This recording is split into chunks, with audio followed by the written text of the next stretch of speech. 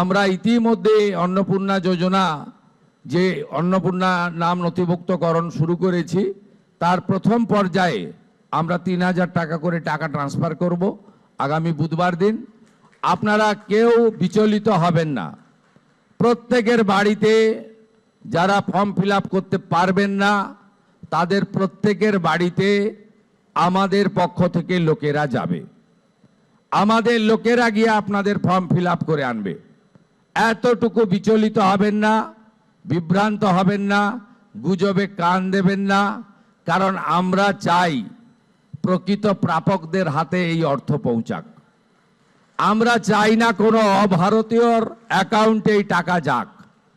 আমরা চাই না যে পুরুষদের অ্যাকাউন্টে মহিলাদের এই কর্মসূচির টাকা যাক। ইতিমধ্যে রাজ্যের বহু জায়গা থেকে অবৈধভাবে পুরুষরা যারা লক্ষ্মীর ভাণ্ডার পাচ্ছিলেন গ্রেপ্তার হয়েছেন। আপনাদের সরকারের অর্থ, এই সরকার স্বচ্ছতার সঙ্গে কাজ করবে, এই সরকার ফাইন্যান্সিয়াল ডিসিপ্লিন মেনে কাজ করবে। পশ্চিমবাংলায় যারা প্রকৃত প্রাপক তাদের প্রত্যেককে চিহ্নিত করে খুঁজে বের করে তাদের কাছে মাননীয় প্রধানমন্ত্রীর দেওয়া, আমাদের দেওয়া সংকল্পপত্রের প্রত্যেকটা বাক্য শব্দ পূরণ করার দায়িত্ব আপনাদের সরকারের।